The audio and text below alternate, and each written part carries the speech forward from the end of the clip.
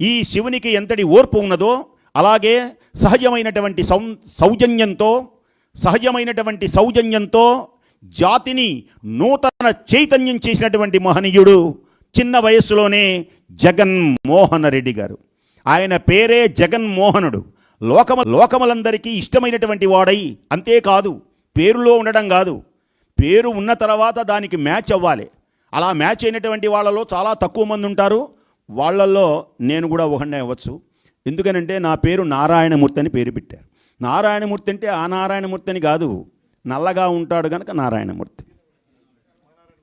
ఆయన ఎర్రగా ఉన్నాడు అంటే కొంచెం పేరు కొద్దిగా ఉండాలిగా. నల్లవాళ్ళు కదా అని బాధపడకూడదు. ఇంద్రనీలము నలుపు, ఇంద్రాచలము నలుపు, ఇంద్రవజ్రము నలుపు, యముడు నలుపు, సామజంబులు నలుపు, రామచంద్రుడు నలుపు, రతివల్లభుడు నలుపు, రాత్రి నలుపు. నల్లగా ఉన్నవాళ్లే అందగాళ్ళు. సరే, అది వేరే విషయం అనుకోండి. శ్రమ అంటే చెప్తున్నాను అంటారని నాకు తెలుసు, అందుకని పద్యం చెప్పి. శ్రమజీవులకు జగన్మోహన్ రెడ్డి గారు దేనికని జగన్మోహనుడైనాడు? అందరికీ ఇష్టం దేనికైనాడు ఆయన? శ్రమజీవులకు కొండంత అండగా ఉన్నటువంటి మహనీయుడైన. అంతేకాదు నరునిల శంఖాన్ని పూరించాడు. నరుడు అంటే కేవలం ఈ నరుడు కాదు, నరుడు అని అర్జునుడికి ఒక పేరుంది. నరుడు నారాయణుడేమో కృష్ణుడైతే నరుడేమో అర్జునుడు. అందుకనే మీరు నర్తనశాల సినిమాలో కూడా నరవరా నరవరా ఓ కురువరా అంటారే, ఆ నరుడిలా శంఖాన్ని పూరించి సింహములా గర్జించడం కంటే పురోగమించాడు. సింహములా గర్జించాడు. మన మంత్రులలో గర్జించేటువంటి వాళ్ళు ఉన్నారు, కొందరు గర్జన చేస్తారన్నమాట. మామూలుగా ఉండదు, ఒక శంఖం పూరించినట్లు ఉంటుంది. కొందరు సౌమ్యంగా ఉంటుంది. ఆయన ఎప్పుడు కూడా గర్జించినట్లు ఉండదు. సింహమే కానీ సింహం అంటారు కానీ ఆయన గర్జనలు నేను ఎప్పుడు పర్సనల్గా టీవీలో కానీ ఎక్కడ వినలేదు నేను.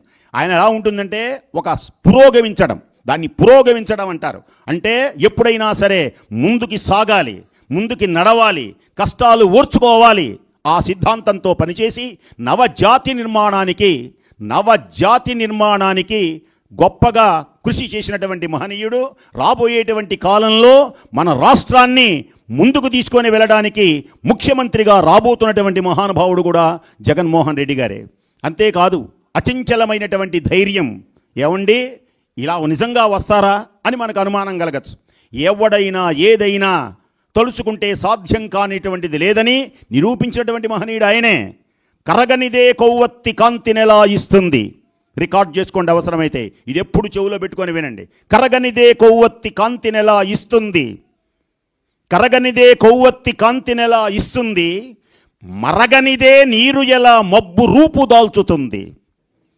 కరగనిదే కొవ్వొత్తి కాంతినెలా ఇస్తుంది, మరగనిదే నీరు ఎలా మబ్బు రూపు దాల్చుతుంది, నలగనిదే అడుగు ఎలా నర్తనగా మారుతుంది. నలగనిదే అడుగు ఎలా నర్తనగా మారుతుంది, మలచనిదే రాయి ఎలా శిల్పంగా మారుతుంది. కాస్త మధ్యలో తప్పట్లు కొట్టాలి కాస్త కవికి. ఇది కవిత్వం. ఇందాకేమో పురాణం, అప్పుడేమో బ్రాహ్మడు, అప్పుడు పురోహితం, అప్పుడేమో మంత్రం, ఇప్పుడేమో కవిత్వం. ఎందుకని అంటే జగన్మోహన్ రెడ్డి గారు కవుల్ని గౌరవిస్తారు. ఆ కోవకు చెందిన వాళ్ళే మీరందరూ. కవి పండిత ఘోషలో, కవి పండిత సత్కారంలో రాయల వారి దగ్గర ఇలాగే మాట్లాడుతూ ఉంటే ఆయన పొంగిపోయేవాడు. కత్తులును ఘంటములు మ్రోగినవి ఒకచోటే, ఆంధ్ర గీర్వాణ సరస్వతి సువర్ణ స్వచ్ఛ మంజీర నాదాలు ఝళం ఝళం అని మారుమ్రోగినాయి. ఈవేళ భవిష్యత్తుని మిథున రాశి గురించి చెప్పబోతున్నాను నేను. ఎవరి గురించి చెప్పబోతున్నానో ఆయన కొంచెం వర్ణిస్తున్నాను అన్నమాట. అచంచలమైనటువంటి విశ్వాసం ఉండాలి. విశ్వాసము లేకపోతే ఎవడు జయించలేడు. తాను ఓడిపోయినా, మీరు ఒక్కొక్కసారి ఆ సాలెపురుగుని చూసుంటారు ఇళ్లలో. సాలెపురుగు అది జర్రను జారుతుంది. నేను జారానే, అయ్యో నేను ఇంతేనా అని ఊరుకోదు, ప్రయత్నించి అలా దూకుతుంది. సింహమైనా గుహలో కూర్చొని నేను సింహాన్ని అంటే ఆహారం దొరకదు, బయటికి రావాలి, గర్జించాలి, కేసరి నిజకర నకర విదారిత హస్తి మస్త మస్తిష్కమును చీల్చాలి, శత్రువులను చెండాడాలి, తన యొక్క పరాక్రమం ఏంటో చూపించాలి. అలా చూపించగలిగినటువంటి వాడు, ధైర్యం కలిగినటువంటి వాడు మన జగన్మోహన్ రెడ్డి గారు. అసమాన చాతుర్యం, చక్కని దరహాసం. ఆయన ఓడిపోయినప్పుడు నేను టీవీలో ఆయన మాటలు విన్నాను. కొందరు ఓడిపోగానే ముఖం భయంకరంగా ఉంటుంది, ఇదంతా దుర్మార్గం అని కేకలు పెడతారు. అక్కడ దగ్గర ఏదైనా మైకులుంటే టపాటపా పగల కొడతారు. కానీ ఆయన ముఖంలో మామూలుగానే ఉన్నాడు. ఆయన జయించినప్పుడు ఏ విధమైనటువంటిది ఉన్నాడో దాని పేరే స్థితప్రజ్ఞుడు. తప్పనిసరిగా స్థితప్రజ్ఞులకై వైభవం. కాబట్టి సమైక్యంని బోధించి జైత్రయాత్ర సాగించి జయదుందుబులు మ్రోగించేటువంటి జాతకం మిథున రాశి. మిథున రాశికి ఎలా ఉన్నది అంటే ఈ సంవత్సరం చాలా వైభవోపేతంగా కళకళలాడుతూ చాలా చక్కగా ఉన్నది మిథున రాశి. ముందు మిథున రాశి గురించి చెప్పి మిగిలినటువంటి చెప్తాను. ఎందుకు చెప్తున్నాను అంటే మన నాయకుడు కనుక ఆయనతోటి మొదలుపెట్టాను. ఎవరన్నా అడుగుతారు, ముందు మేషరాశ మిథున రాశ, మధ్యలోది మృదు అంటారని. ఎందుకని మిథున రాశితో చెబుతున్నాను అంటే మన నాయకుడు గనక మన నాయకుల్ని గౌరవించాలి, పెద్దల్ని గౌరవించాలి. నలుగురి ఎదుట తల ఎత్తి మాట్లాడకూడదు. మీ పిల్లలకి చెప్పాలి ఇది కూడా.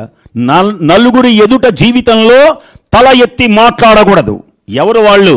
ఒకళ్ళు తల్లి, ఒకళ్ళు తండ్రి, గురువు, దైవం. ఇందాక వీళ్ళు ఇంత రాజకీయ నాయకులై పూలు వేసేటప్పుడు మీరు చూశారో లేదో, తల వంచి మంత్రవాణుడి దగ్గర తల వంచి మాట్లాడారు. కాబట్టి ఎప్పుడు తల వంచాలి? ఎప్పుడు? కాబట్టి మిథున రాశి 14 ఆదాయం, 2 ఖర్చు, గౌరవం 4, అగౌరవం 3. ఇప్పుడు ప్రజలందరూ ఆలోచిస్తున్నారు, మేం పొరపాటు చేశామా, రైట్ చేశామా, గౌరవం ఎలా ఇవ్వాలి, ఎవరికి ఇవ్వాలి ఆలోచనలో పడ్డారు. ఏదో ఆశల వలయంలో ఎండమావిని చూసి పరిగెత్తామా, నీళ్లు ఉన్నాయని అసలు నిజంగా ఉన్నటువంటి నీళ్లను చూసి వదులుకున్నామా, అయ్యో అని కొంచెం ఆలోచనలో పడ్డారు. కాబట్టి ఆలోచన శక్తికి మించినటువంటి పనులు ఈ సంవత్సరం ఆ మహానుభావుడు చేస్తాడు. ఇతరులకు మంచి సలహాలు ఇస్తాడు ఆయన. ఎవరైనా సరే ఆవేశంలో కొందరు మనకుంటాం రాజకీయ నాయకులలో, అంటే నేను ఎక్కువ నాకు పరిచయం లేదు, అప్పుడప్పుడు ఎవరైనా పెద్దల్ని కలవాల్సి వచ్చినప్పుడు గదిలో మాట్లాడుకున్నది వింటూ ఉంటాను. అది కాదన్నా అనా, అసలు నేను చెప్పేది వినవేది నువ్వు? హలో, ఏంట్రా అర్ధరాత్రి 2:30 ఫోన్ చేశావు? నువ్వు ఎప్పుడు పడితే అప్పుడు చేయమన్నావుగా, ఎప్పుడైనా రెడీ అని చెప్పావుగా మైకులో మా ఊళ్ళో వచ్చే.